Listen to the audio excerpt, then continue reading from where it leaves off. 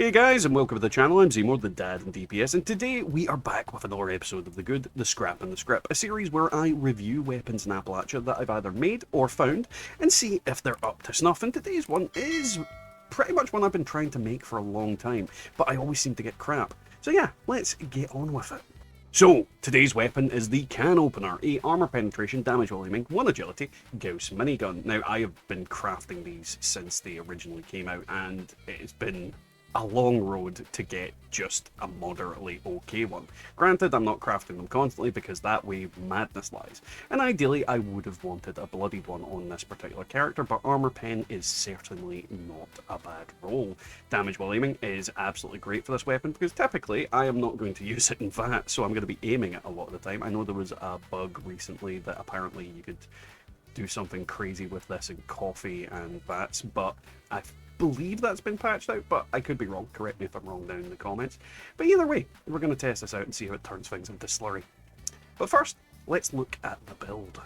As with any of these videos, I do have to reiterate that this is not a build specifically made for this. This is just my general moving around doing crap build for my heavy weapons guy. So don't really take too much stock in it. It's not like completely optimized. I'm not using all the perks that I would necessarily use. I've not really thought about it. It is just what it is.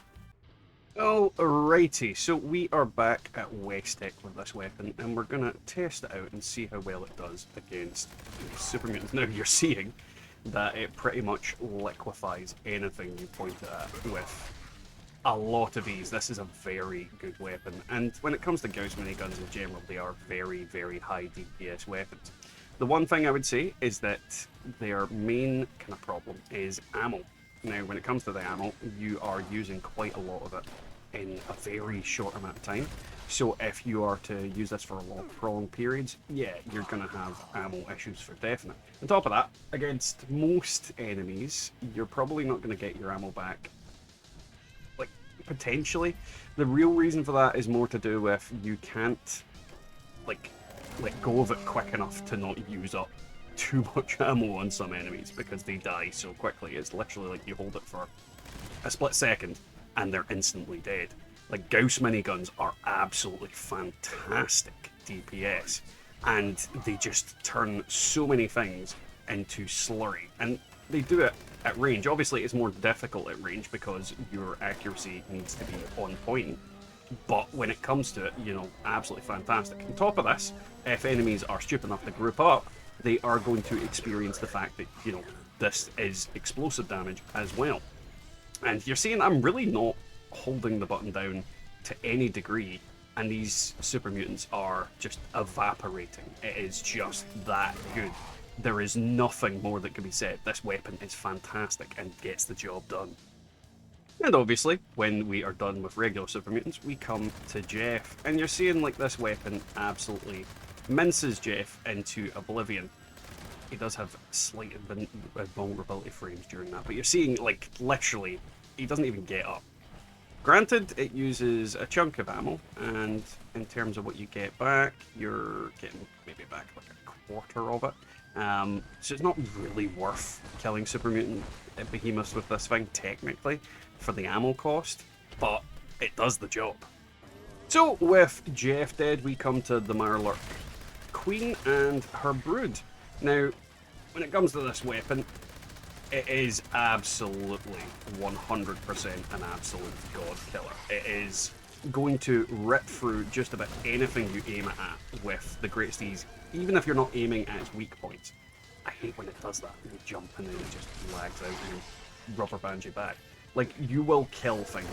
Anything you point this weapon at, you will kill. One main kind of disadvantage is it sort of flashbangs yourself if things are too close, so you need to be careful with that. It is literally just so bright and so like explosive that it causes the water to go absolutely bananas and whatnot. But you're seeing, like, this thing just absolutely tears through stuff like they're made of tissue paper. So we come to expeditions. Now, the problem with this gun is a kind of strange one. And in here, it's the same as it is outside. The gun fires too quickly. And as a result, when you launch shots into the enemies, it feels more often than not that you... What's that? Is there another pollinator? It feels more often enough that you are using too much ammo to kill an enemy on the basis that you can't hold the button down for short enough of a time to kill them and not waste ammo. I feel like with this gun, you, against regular enemies, you maybe use 2, 3, 4, 5, 6 extra rounds in a space of time that you really don't need to. Like, if I tap it, I never get enough shots in quick enough. And you're seeing in some instances against these humanoid enemies, yeah, I'm probably getting maybe some of my ammo back, maybe, but this is where the real issue for this weapon lies, is that you have to keep crafting ammo for it.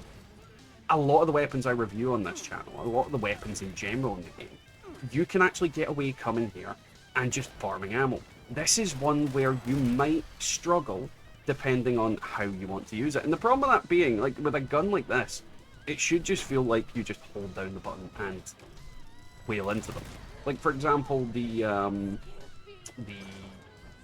minigun or the Gatling gun. The ammo you get back for them is so much superior because you're getting like 100 rounds back from something. So you're finding 100 rounds just lying on the ground with Super Mutants. It's a very easy to come by ammo. The electromagnetic ammo, on the other hand, is very difficult. And it's almost as if you're better off coming here with a Gauss pistol or a Gauss rifle or even a Gauss shotgun to gain your ammo back for this weapon. Because it just doesn't feel like you're going to gain it here. As a result, I just don't recommend using it in here. I'd recommend using something like a Gatling gun instead. And then at the end of this, just swapping to this gun so you get, you know, a chunk of ammo back. So that was the can opener. Now, when it comes to this weapon, it is a very contradictory thing. This thing hits like a truck, but works like a scalpel. It has very good precision, incredible DPS, and anything you point it at will become a fine paste. This is a weapon that, in theory, can be used in every single situation and will be good, will be effective, and will be absolutely devastating. But against smaller targets, it comes into the situation of, is it worth using because of its heavy ammo consumption? This is the type of weapon that I would recommend more for larger bosses and bigger targets that you can sustain the ammo shots on and get more bang for your buck. But against smaller targets, you're going to struggle to, you know, it feels fiddly. It feels fiddly. It feels like you're starting and stopping the gun constantly. And to some people, that will be really annoying. A lot of people, when they use weapons like this, they just want to let loose and let rip. And against smaller targets, this doesn't allow you to do it unless there's like an entire army running towards you. As such, I would probably say it's better a boss killer than, you know, dealing with smaller targets. But it does work on either. It really just depends on if you're willing to craft the ammo and go through the rigmarole of that. If you are going to go that route, I would recommend maxing out your ammo factory legendary perk, because you're going to need it for a weapon like this. That being said, if you do max out your ammo factory perk, you're going to get a crap ton of ammo for this quite easily, so it's not really that big a deal, especially if you're running bosses like the Scorchbeast Queen, Arrow, Neurological Warfare, all that kind of thing. There's loads of different ways of getting ammo for this. It's not that hard. You can buy flux. There's loads of different ways, but the reality is it is an ammo guzzler. Either way, guys, if you've enjoyed this video, enjoyed this weapon, don't forget to leave a like, comment, and subscribe, and we'll catch you all next time in the Wasteland. Through the dark, moonlight's dimly shining, a shadow creeping. Feel your hearts entwining, a twisted mind, seeking prey to devour. In the dead of the night, he gains more power. His bloodshot eyes, the fire burning within, a predator lurking ready to commit his sin. He moves in silence, you can't hear a sound, chasing shadows, hunting till you're found. Chasing shadows, he in the night.